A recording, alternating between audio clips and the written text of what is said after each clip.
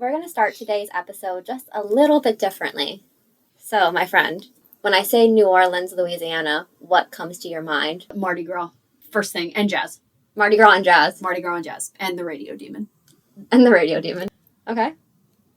That's it. That's it? Okay. I mean, other things when I think hard about it, like when I think harder, knee-jerk is like, oh, Mardi Gras. Mardi Gras. I mean, that makes sense because that is why we're recording the episodes we are in March. Yes.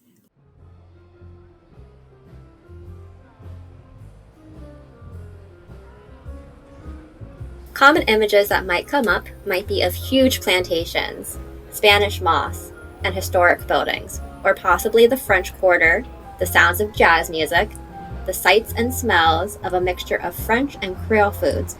You might also envision stories of ghosts, vampires, and alligators, or a Disney movie featuring magic and frogs. You might even think of the bustle and party atmosphere of Mardi Gras. It's possible the stories of a serial killer or two might even come to mind. See the previous episode. Another possible association might be even darker. Images of things like mysterious rituals, dolls, cemeteries, voodoo priests and priestesses, and zombies. But how true are these images of voodoo and where do they come from? And what about the most famous name associated with Louisiana voodoo? Join us as we dive into the legendary voodoo queen herself, Marie Laveau. I'm Bree. And I'm Christiana. Let's venture to 19th century New Orleans because you're about to hear something strange.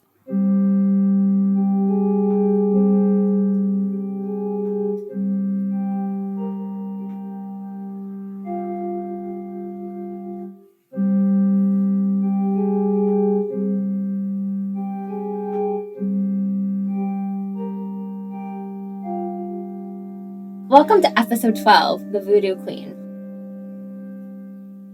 All right, so our sources, I'm going to shout them out. As usual, Wikipedia. Good old wiki. Wikipedia articles, there's a couple of them. Louisiana Voodoo, Marie Laveau, Puppets. I also use New Orleans, History of Voodoo in New Orleans. Mm-hmm. The website for the St. Louis Cathedral. Ooh. See, I have some legitimate ones. Yeah. The Encyclopedia Britannica article on Marie Laveau. Historical New Orleans, The Ancestors, Marie Laveau, and I'm not directly using this source in this episode.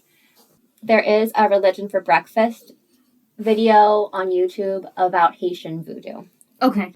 Religion for Breakfast is a YouTube channel that focuses on different religion topics, but they're from an academic point of view. Yeah, sure. As opposed to a theological. I just want to make a couple of notes before we start this episode. We will be talking about enslaved people from Africa and their beliefs related to Louisiana voodoo and Haitian voodoo that was brought with them to the Americas. I will do my best to provide information on these individuals and religions. My intention and goal is to do this in a respectful manner. However, neither of us come from this background. So if there is any info I get wrong, please feel free to let us know. Our goal is never to spread misinformation or incorrect information. Yes, absolutely. So, what do you know about voodoo and Marie Laveau? Absolutely nothing, if we're being completely honest. I know of, stereotypes, but they make me feel icky. Because that's just what they are, is stereotypes. Right. I love when your episodes are things that I have no clue about. Yes. Yeah. So, it's fun to learn. Yeah. I'm going to just start with some information on voodoo, just because it is very important to, the history and information on Marie Laveau. Yeah. So, the kind of voodoo that she practiced was called Louisiana voodoo. Mm-hmm. According to my sources, can have a couple of different names. So, like we said, Louisiana voodoo, New Orleans voodoo, or voodoo Catholicism. This is different from Haitian voodoo, and parts of Haitian voodoo carried over to the Louisiana voodoo. The spellings are also different. The Haitian voodoo is Vodou, and then the Louisiana voodoo is Voodoo. So that's the spelling that most people are more familiar with. Yeah. And that I was actually going to ask that question. I assumed there were two different spellings, but I was going to confirm. Haitian voodoo is kind of a slightly different religion, different topic. Okay. It would be a very, very long episode if I dove into this. Okay. And it's also, I think, kind of a closed practice, so I don't want to delve where Yeah, that was one thing I did hear is that is a closed practice. from what I understand it. That brings up a question, and you might get into this later. I've seen voodoo and I've seen hoodoo with an H. So I didn't go too far into that. Okay. Some of the sources talked about it. Mm-hmm. It's, from what I understand, it's kind of another one of the like religious, and the practices that kind of came over with the enslaved people from Africa. Okay, so, but it's its own thing. Practice. Yeah. Okay. That's what I understand it as. Sure. Like, it's beliefs from that were kind of changed and melded into new beliefs when they got to the Americas. So Haitian voodoo, right? And then we have Louisiana voodoo, and then hoodoo are 3 separate things. 3 separate. Okay. Now, they might have similarities in them. Once again, I didn't go too far into that because we'd be here for 10 hours. Sure. Haitian voodoo does predate. I'm going to keep calling it Louisiana voodoo just to clarify. Yeah, sure. And it's a really interesting subject if anyone's interested. So the reason I shouted out the Religion for Breakfast YouTube channel is because they have a really good video on Haitian voodoo. Where he interviews different historians that specialize in religions of African diaspora. Okay. So a diaspora is when people are forcibly made to leave their homelands and go elsewhere. In the early 1800s, enslaved people from West Africa were brought to the French colony of Louisiana. Many were from Bambora and Congo. Okay. I'm going to do my absolute best to pronounce things correctly. I'm sorry in advance, though. Yes. So from Wikipedia, the religion, so the Louisiana voodoo, emerged along the Mississippi River, especially in the city of New Orleans, in the 18th and early 19th century, before it sort of faded out in the 20th century. However, it is still practiced today. There was kind of a revival that had a tie-in with tourism. We'll get into that kind of more towards the end of the episode. Sure. Via NewOrleans.com, voodoo was, and they're talking about Louisiana voodoo, was bolstered when followers fleeing Haiti after the 1791 slave revolt moved to New Orleans and grew as many free people of color made its practice an important part of their culture. Voodoo queens and kings were spiritual and political figures of power in 1800s New Orleans. Some of these people were originally practicing Haitian voodoo. According to my resources, a lot of information was lost or fragmented about Louisiana voodoo for the following reasons. It's largely an oral tradition, so there weren't a lot of written documents. Okay. There's not a specific creed. Okay. There's not a specific text. And there really doesn't seem to be a unifying hierarchy or structure. Now, there were people that were kind of more at the top. Those would be the priests and priestesses. Okay. But from what I understood this as, it wasn't defined in the way some other hierarchies and religions might be defined. Right. So in Catholicism, say, the Pope is the top, and then I don't honestly know Catholicism, so I'm not sure exactly how it goes down from there, but bishops, I think it's cardinals, then bishop. I'm not Catholic, so I'm sorry. Yeah. I think it's cardinals, then bishops, then there might be parish. Okay. Down to your local priest. Right. Like a pyramid. If there's any Catholic listeners, I am so sorry. Me as well. Neither of us. My family comes from a Catholic background, but I do not. Yeah, I don't remotely come from any kind of Catholicism, so I only go to mass for funerals when that side of the family is funerals. Yeah. So Louisiana voodoo came about from the process of combining aspects from the following religions and belief systems: traditions from West Africa, Roman Catholicism, and, as we said, Haitian voodoo. Okay. The religion was never technically banned, but from my research, I also don't think it was really strongly encouraged either. Practices were restricted legally by regulating where people of African origin or descent could gather. I think I am not you know more about this time period than I do. Sure.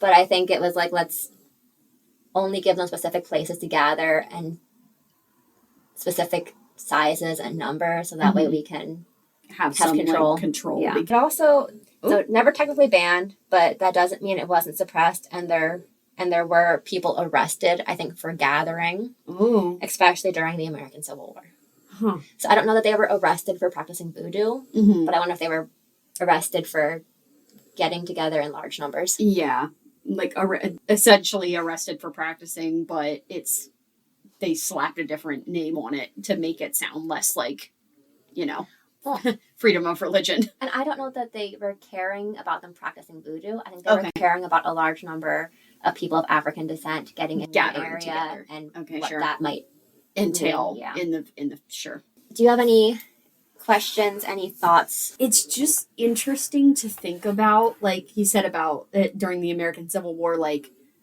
voodoo, Louisiana voodoo being practiced at that time. Because I think especially like for me, sometimes it's hard to picture the Civil War like being fought over this whole, well, not the whole country because we didn't have half the states yet, but over the whole east side of this country, not just like where we're from. This was happening in like the Carolinas and all the way down into Louisiana, and it just is like thinking of the two of them coexisting, especially because of like the stereotypes that often surround voodoo. In my head, oh, that's so weird to think of them like being side by side with one another. See, I can see where you're coming from with a historical perspective. Mm-hmm. With a religious studies perspective, it makes a lot of sense. Sure. Because people would be gathering and calling on their religions and their practices at that point, their faiths at that point. Sure. And increase, if there was an increase in voodoo, that would make sense to me from a religious studies aspect. But I also see what you're saying because, we're on the north side of the Mason-Dixon line. Mm-hmm. If you can't tell from our accents. A lot of most of the battles, the only battle fought on this side of the Mason-Dixon was Gettysburg. Yeah, yes. And the thing in Chambers. There was Cashtown and Chambersburg and Hanover. Right. But, like, it didn't get much north, more north than, like, Adams in New York. So, very, very southern Pennsylvania. Right. They were gathering right on that border between the north and the south, and that's where a lot of the shit was going down. A lot of stuff was going down.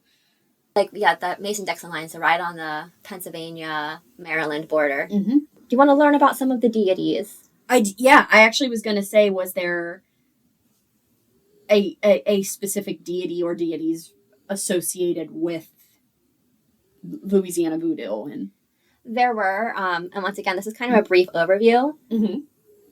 Going into the deities and the spirits could be its own episode. Okay, sure. Once again, I'm a little wary of that because I also don't know how close of a practice Louisiana voodoo is. So this is kind of just to add some background for when we get into Marie Laveau. Okay, yeah, we're not trying to invade where we're not.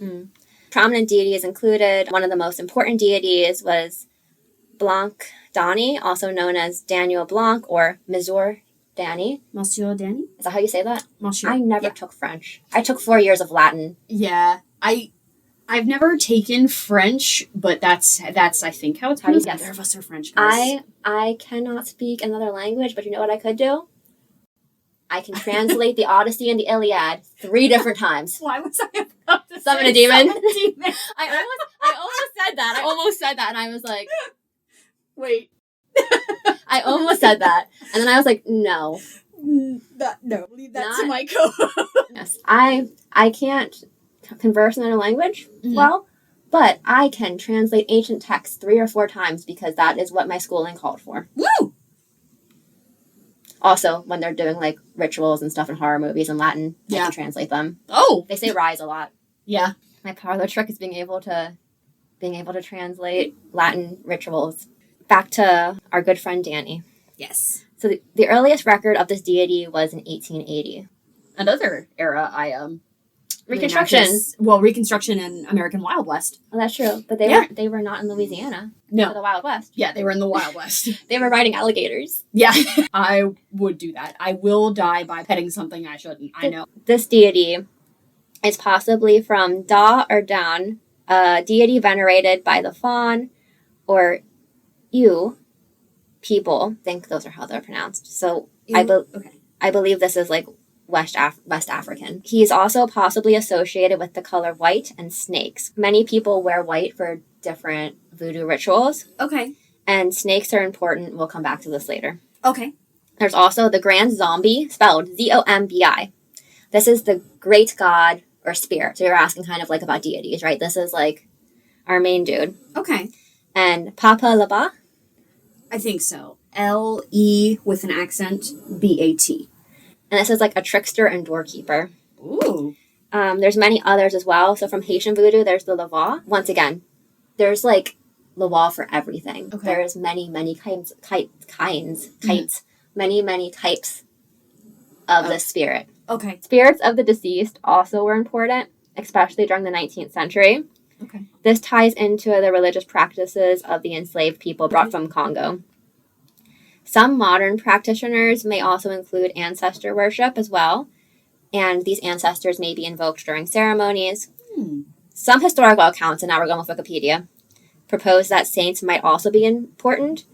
In the modern day, African deities have been incorporated kind of in the place or along with saints. At first, the saint thing, I was kind of like, that's a little weird, but then I remembered that there are parts of Catholicism, aspects of it, so the saints would make a lot of sense then. Yeah, sure. Because veneration of saints is apparently very important in Catholicism. Sure. So there is one God, and this God stays out of the day-to-day life. The spirits are more active. He's like there. Okay. He's just hanging out. He's just vibing. All right. Altars were used to venerate and sacrifices were made. Think of these sacrifices more as offerings and communal dinners. Okay. When you think of like a sacrifice in voodoo, the image that's coming in your brain is probably not correct. Yeah. Like I think a stereotype is like animal sacrifice. Yeah. Which again, like that makes me feel icky to. Well, and did they sacrifice animals? From what we can tell, yes, but think of it more as how like animals are raised as, and this is how I understood it from the sources. Mm-hmm. Think of it more as similar to how like kosher animals are raised and used in Judaism. Okay, sure. Well, and even in like the Christian Bible, they talk about there's a story that says it's the brothers, the brother that comes home and the father says like slaughter the fatted calf. Is that what it is? Are you talking about the Old Testament? Or no, the prodigal son. The prodigal son. Okay. That's it. Yeah. Yeah, because animal sacrifices were made. I mean, there's a story in the Bible about this person that lived a very long time, and they like their whole thing was, let me see the Savior before I die. Mm-hmm. And I guess Mary and Joseph had gone to sacrifice doves at the temple, which I guess was normal in Judaism at that time. Sure. So they do talk about it. It's referenced in the Old and the New Testament. Yeah, exactly. So it's not.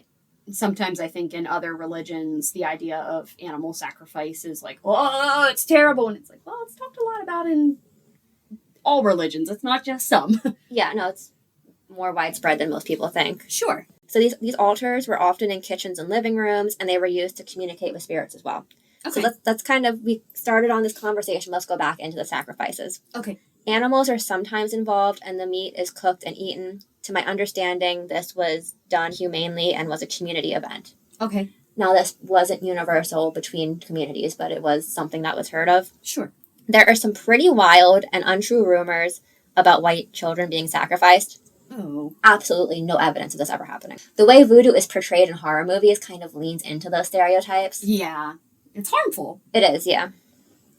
Respect for ancestors was also very important, and the religion was, from what we can tell, very matriarchal. Okay. Now, there were voodoo priests, too, but voodoo priestesses were and are important. Free women of color were the dominant leaders of the 19th century. Okay. I have this note in that I don't necessarily know about, like, other genders or about, like, trans or non-binary people, and that is because Wikipedia kind of referenced that in some of the current voodoo communities, it is very LGBTQ plus friendly in some of the communities. Okay. Now, I didn't do any further research, but that's very cool if it is. Yeah. Rituals. Okay, so there were and are some rituals that are involved, and at this point forward, I'm just going to say voodoo. Okay. Just to save myself a couple of words. Sure. So I'm referring to Louisiana or New Orleans voodoo from this point forward, unless otherwise specified. Okay. So the rituals have 4 phases. These are identifiable by the song being sung. Music and rhythm is huge in this, which is, as a music nerd, that's so cool to me. Yeah. These 4 phases are preparation, invocation, possession, and farewell. A little bit more on that in a second. I see the look you're giving me. These rituals open the gates between human deities and invite them for possession. So when I say possession, don't think of like demonic horror movies. Right. These are like spirits that are not necessarily evil. Mm-hmm. They're ancestors, they're spirits that they're inviting into them for this ritual. Okay. It reminds me of when you say like taking this spirit into your body, like typically seen, I shouldn't say typically, sometimes seen in especially like Southern African American communities in like Baptist church. Yeah, there you go. You know, you hear like the Lord is in you, the Lord is taken over you, that kind of and you're in worshiping, like something has taken over your heart as you're worshiping in that moment, if that sort of makes sense. Have you ever attended one of those services? I have not. They're really cool. I got to go to all kinds of things when I was an undergrad. Oh, okay, sure. It's religious studies major. Yeah. So like we visited all kinds of different denominations and religions. So I was able to attend like Baptist. I was able to attend like a synagogue, mosque, a Hindu temple, a Buddhist retreat. But we were also like a Baptist church, and it was so cool. It was so like everyone was just into it. Yeah, it feels like happy. Yeah, like, it was so organic. Like people just were like moved, and then they would just start singing or yelling, and not yelling, but singing and praising and stuff. And it was really, really, really cool. Circling back here, a lot of these rituals were based on African traditions with some Christian, especially Roman Catholic influences. The possession ritual is often called mounting the horse, and the individual being possessed is called a horse. Oh. Random side tangent. Have you gotten to the aerial yoga pose called mounting the horse yet? No. This is what I think of whenever it hurts. Oh dear. That's what I think of. Because whenever I go up into that now, and I'm like, okay, wait till you get there. Okay, I'm excited. It's gonna hurt. Awesome. So rituals can also be used for specific reasons. So they might have a specific ritual for maybe like a certain concern in the community. Okay. Or a certain ritual for like a celebration, that kind of thing. So they have different...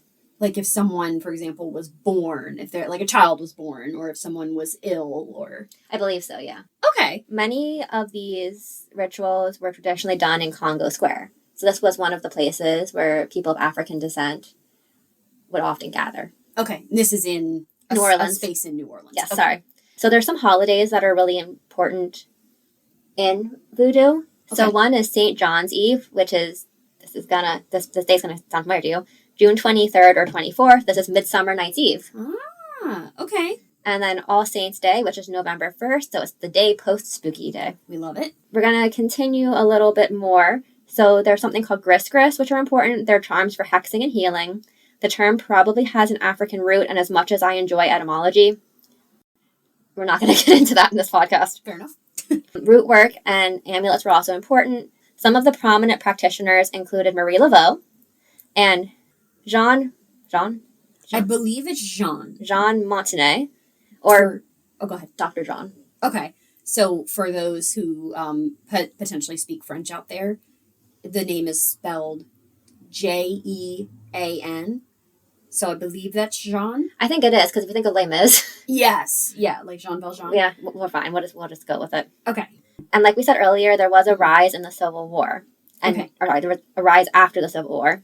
By the 20th century, public practices had decreased. However, in the 1960s, tourism in New Orleans increased, and voodoo was used to assist in this, which gives me a little icky feelings, honestly. A revival happened, and African diasporic religions, such as Haitian voodoo and Cuban Santeria, were drawn in as well. Ah, okay. The Sublime song is all I think of. I don't know. I've never actually listened to Sublime. I don't practice Santeria. I don't have no crystal ball. I don't $dollars and I'd spend it all. Okay, I think I do know what you're talking about. There's no way you haven't heard it. Yeah. I was going to say the tune sounds very familiar. Apparently there have been white participants since the 19th century, and according to Wikipedia, some contemporary voodoo groups have a majority white membership. Okay. There are also a lot of misconceptions that voodoo is witchcraft, hexing, or Satan worship. Yeah. This is all sensationalist portrayals, especially in modern media. I like horror. Yeah. I enjoy horror. Sure. But horror the horror genre has a really, really bad habit of doing this. Yeah. With voodoo. Leaning into, yeah. I mean, look at how popular zombie movies are, and that's a whole kind of rehashing of what zombies actually are. Like in this practice. Yes. Yeah. It's, yeah.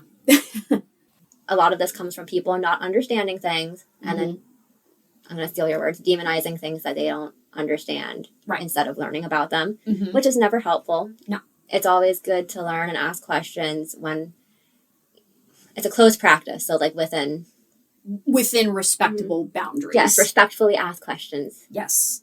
And gather information. Yeah. Just because someone doesn't know about something doesn't mean it's evil. Exactly. I'm getting off my soapbox. No, I'm there with you. All right, so main topic.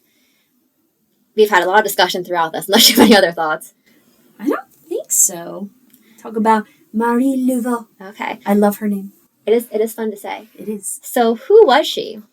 According to Wikipedia, among the 15 voodoo queens in the neighborhood scattered around 19th century New Orleans, Marie Laveau was known as the voodoo queen, the most eminent and powerful of them all. Oh. So continuing on, she was a Louisiana Creole practitioner of voodoo, herbalist, and midwife. She's also a hairdresser. Oh, and get it, girl. From what I understand, she either like owned her own business or she like ran her own hairdressing salon. Hell yeah. Like, you go, girl. Yeah. Especially in 19th century. Absolutely, girl. So along with being a well-known voodoo queen, she was also a pious Catholic. For those not familiar, Creole the word Creole can mean a couple of things. It can be an individual with French or Spanish and African ancestry. It can also refer to a language evolved from French. You'll also hear it as like a descriptive word, so like Creole foods or that kind of thing. Kind of a mix from French in a couple different places, and it evolved. I'm thinking of it, like the language, the language, and food-wise as well. It kind of It started to evolve into its own like flavors and unique, not palate, but maybe palate is the word I'm looking for. It's its own unique cuisine. Okay. Yeah. Her daughter, whose name was also Marie Laveau, followed in her mom's footsteps and was renowned as a voodoo queen and practitioner in her own life. Okay.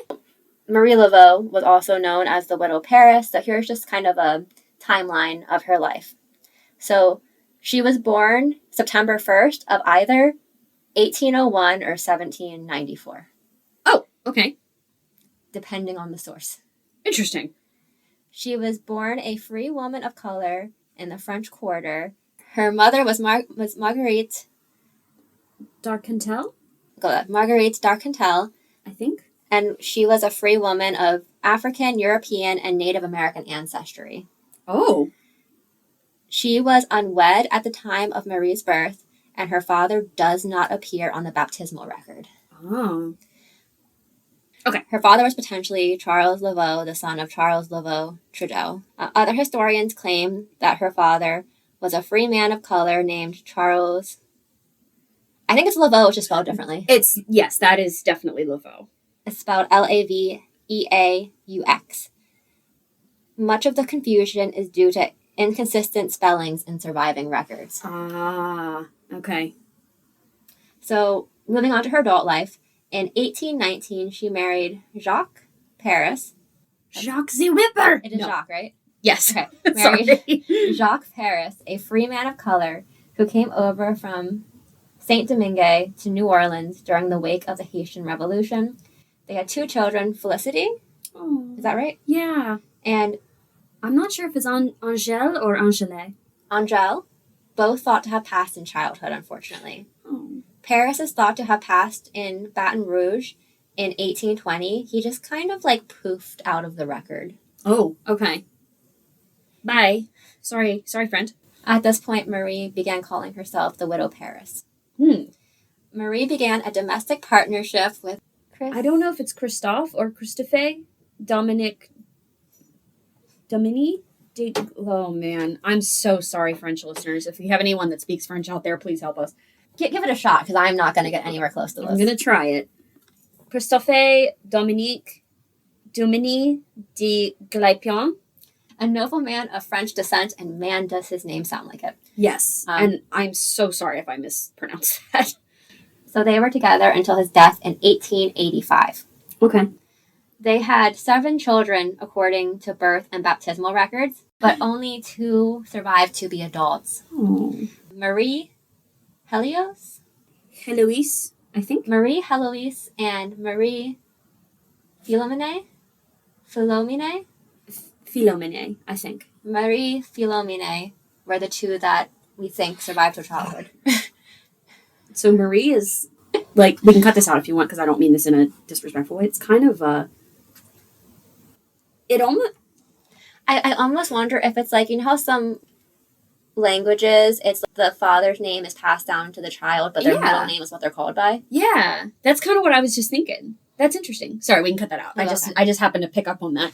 So, like we said earlier, Marie Laveau, our main subject, ran a beauty parlor and was a hairdresser for wealthy families in New Orleans. Cool. She learned about many of her customers from the servants and enslaved people owned by her customers, or by listening to the ladies' gossip. I mean, yeah. This helped with her clairvoyant image. It also assisted her customers by making charms, gris, and herbal remedies. Remind me, I know we said gris earlier. Is that like kind of like an amulet or? They're charms. Charms. They're like protective charms. Okay. So she also attended to prisoners who were sentenced to death via Wikipedia. Only Catholic traditions would take place during these rituals, and her mother would also help prepare the men's last meals and pray with them. Ooh. So we also don't know why they were sentenced to death. Yeah. She was known to care for the sick in her community during the yellow fever epidemic of 1878 by providing herbal remedies and prayers for the afflicted. Ooh. She also did other community outreach. According to Wikipedia, she performed her services in 3 main places: her own home, which was on St. Anne Street, within Congo Square, and at Lake Pontchartrain. Yes. She was the 3rd female leader of Voodoo in New Orleans, and she was a New Orleans Voodoo queen or priestess. Okay. There's also, as far as her magical career goes, there's not as much record. Okay. That can be substantiated. But some things that we think might be true is that she might have had a snake named Zombie after the African deity we talked about earlier. Yeah. We also don't know if it's true that some of the more occult parts of her magic mixed with Roman Catholic saints and African spirits and Native American spiritualism. Okay. So that's kind of stuff that's rumored, but not substantiated, Sure. as far as I can tell.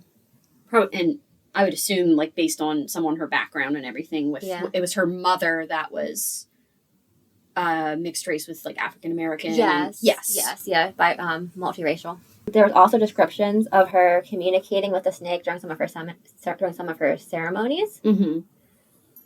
That feels very Hollywood, and I was thinking Salem witch trials.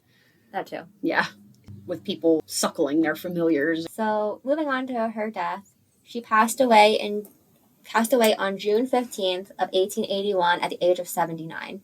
Her funeral was described as lavish and attended by a variety of attendees of different backgrounds. She was supposedly seen in town after her passing, though this is coming from like the recesses of my mind. Sure. I believe I heard somewhere that this could have been her daughter being misidentified. Yeah. Which would make a lot of sense. Yeah, that's kind of what I was thinking. She was believed to have been buried in plot 347 Galapian, I believe. of the Galapian family crypt in St. Louis Cemetery No. 1, New Orleans. So at the time of her death, the New York Times, the New Orleans Daily Picayune, the New Orleans Daily Picayune, and the Daily States and other news sources described her as a woman of great beauty, intellect, and charisma, who is also pious, charitable, and a skilled herbal healer. Picayune. That came back to us again. It did. See, Axeman. That's interesting, like, especially of the time. I always am fascinated by this kind of stuff because people who were not white in America, I mean, the biggest thing is just at the end there, people who were not white in this country in 1800s, like, post-Civil War, during Civil War, etc., were just treated so freaking abhorrently. And it just amazes me to see, like, big publications like that just touting this woman, not touting her, that makes it sound negative. Praising this woman as being, this beautiful person, has so much intellect and charisma and interesting. Marie Laveau today, right? Her final resting site continues to be a major tourist attraction. Mm-hmm. Tourists come and draw an X on her tomb due to a tradition that it will allow her to grant them a wish from beyond the grave. So this includes drawing the X, turning around, and knocking 3 times, and then yelling out their wish. If the wish is granted, they are supposed to circle the X and then place an offering on the grave. This started pretty immediately after her death. Oh. Unfortunately, people vandalized her grave pretty commonly. I believe at one point someone painted it all pink. It was okay. Yep. I don't know why. Yeah, I was gonna say I don't know how to respond to that. I don't have more information on that. Yeah. After this was cleaned, the Archdiocese and a local nonprofit called Save Our Cemeteries worked together to restore the tomb in 2014. Oh. However, people kept putting X's into the new plaster. Humans, stop. There is no longer public access to the tomb or St. Louis Cemetery No. 1. Mm-hmm. You can only get in with tour guides. Mm-hmm. And unfortunately, it's just because people kept vandalizing the tomb. Yeah. There's also a lot of media representation of voodoo, like we mentioned earlier. So, what things come to your brain? Without looking at my list? Yeah, without looking. So, and I don't watch a whole lot of horror because there's something, we've talked about this before, but for the sake of the listeners, there's something about the visual aspect of horror that gets to me a little bit too much, and then I'm scared to go to sleep at night, even though I listen to spooky podcasts and stuff. But the one that mainly comes to my mind instantly is Has Been Hotel, of course. Our favorite radio demon. I do have that on here. Voodoo comes up in Supernatural occasionally. Okay. Because everything's up in Supernatural at least once. Supernatural happened in Supernatural once. Yeah. Yeah. It did. It did. Well, they had a crossover episode with Scooby-Doo. They did, yeah. My God.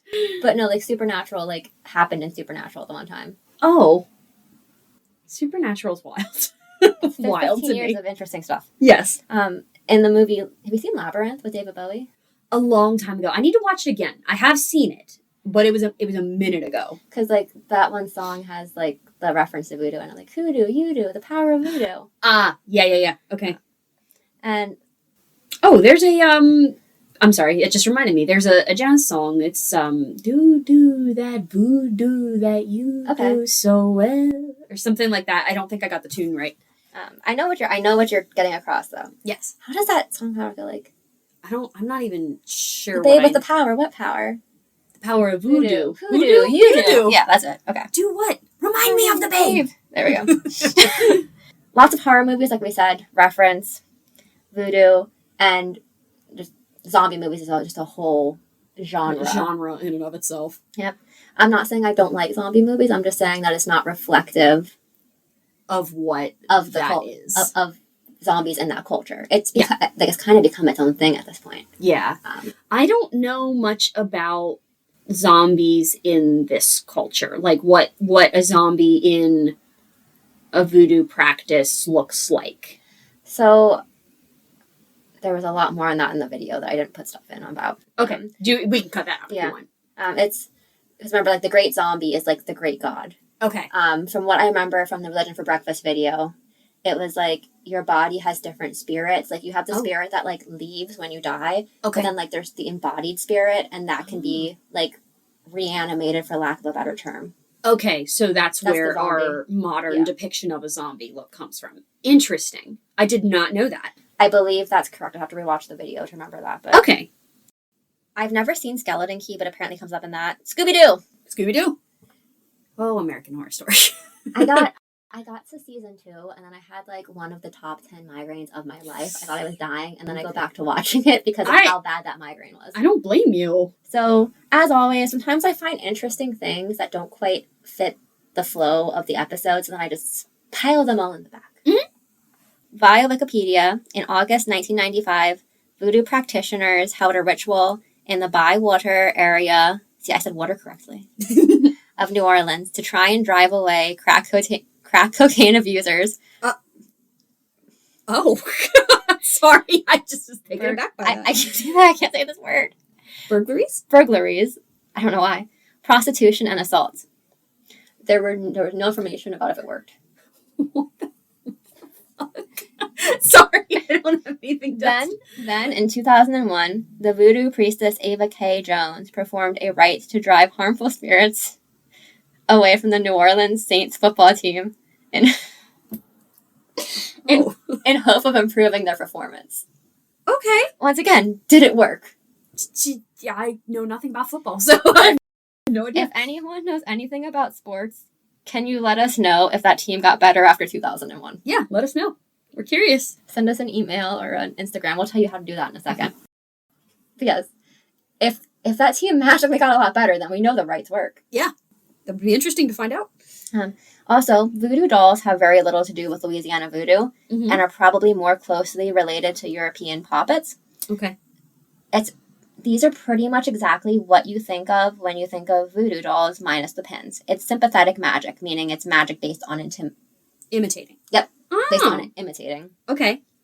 Practicing voodoo ran in her family for Marie Laveau. Her grandmother, mother, and daughters were all practitioners. Yeah. Okay.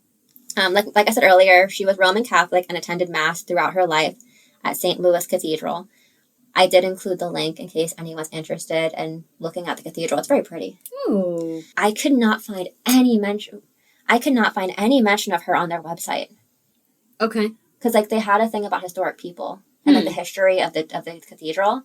Maybe I missed it, but I would think that she would be mentioned as someone who was well known that had attended. Yeah. Do you think it is because of modern day views of voodoo? I have no clue. I wonder if it's connotation there. Yeah. It's very possible I missed it too. I don't know. Sure. In 1982, the New Jersey-based punk rock band The Misfits were arrested and accused of attempting to exhume Laveau from her grave after a local concert. Don't do that. The arrest took place in nearby cemetery number 2, and there were conflicting accounts of the incident. Don't dig up bodies, friends. Don't do that. PSA, you don't think you'll ever have to say. Yeah, you're right. That's really not okay, friends. She was never photographed or sat for a portrait as far as we know, but there are multiple paintings of unidentified Creole women that are labeled as her. Huh. Interesting. Hard to say. I have some thoughts, but I'm going to let you share yours about the episode in general. So, about Marie Laveau, about the little bit we covered on Louisiana voodoo. Well, I learned a lot. Because I know, like I said at the beginning of this, I knew nothing except for stereotypes. I'll be completely honest, I didn't even know zombies were related to voodoo until this episode. So, good job. It's definitely fascinating. It is. I learned a lot, too, because I mostly knew about her through watching, remember when Travel Channel is a ghost channel now. Yeah. But they would have, they would do stuff on specific cities. And in New Orleans, they'd always talk about, right. They've talked about the Myrtles Plantation in New Orleans a lot. Mm-hmm. That's a whole nother... There's a lot of controversy with that, too, the Myrtles Plantation. That's a whole nother subject. Yeah. Any more thoughts before I dive into mine? No, go for it. It kind of... One thing that kind of stood out to me, and once again, I could have just missed this. I didn't, take a fine-toothed comb over this info. Yeah. But it made me sad that I didn't see any mentions of her on the St. Louis Cathedral's website. Yeah. It also was really eye-opening to do research on voodoo and Haitian voodoo. Mm-hmm. I knew a little bit about this ahead of time, but I learned a lot.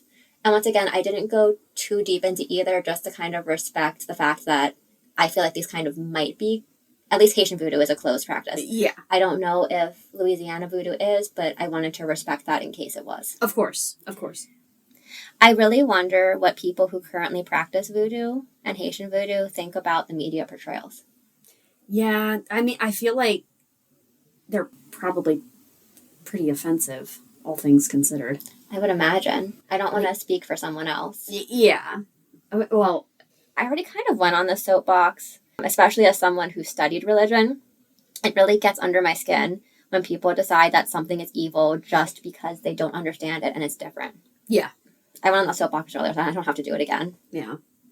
I mean, I can join you up there for a moment if that's okay. Can you join me? I'll move over on my soapbox, give you some room. It's anything, right? Like, I'm going to take it back to the 1600s when we first... Oh, I was like, what were we doing? Yeet. We were in the 1600s? Yes, we were living there. No, when certain people came over here and just trashed anyone, like the Puritans. I see what you were referring to, the Puritans. Yeah, the Puritans, they came over here and just treated natives like absolute garbage in their own home, in their own space. They treated Quakers like crap. They treat it, so it's like, don't sit there and try to like make out, that you're these pious people and, but meanwhile you're villainizing everyone else, because being pious doesn't necessarily equal being a thoughtful and decent human being. Yeah. You can be extremely pious. You can go to whatever religion every single whatever day that is. Mm-hmm. But that doesn't mean, like, being pious doesn't necessarily equal being a good citizen of the world you live in. Yeah. Yes, that's a very good way to wrap that up. So that's just kind of what it reminded me of. Like, certain people in this country were forcing human beings across an ocean out of their homes and then demonizing them for practicing their own religion. Like, oh, okay. That's... Sorry, you were getting off your soapbox and I just jumped right back on. Did I tell you about the time? Okay, this is my story time. Yeah. 2016, one of my friends from high school and I went to see Coldplay. Yeah. And I got into it with a street preacher. Oh, Did I ever tell you about this? No. He was like, you're all going to hell because this band is like following the Coldplay. Okay. Coldplay. Is okay. Like, you're all going to hell because it's preaching Satan stuff. And he had his little kid with him. And then he points at my friend who is like dressed normally, and he called her like a derogatory name. And then he was like, I hope you like hell. And I was like, and my response to me, and I was like, I like the heat, thank you. Ooh, good for you. And I and he was speechless, and I just... Good.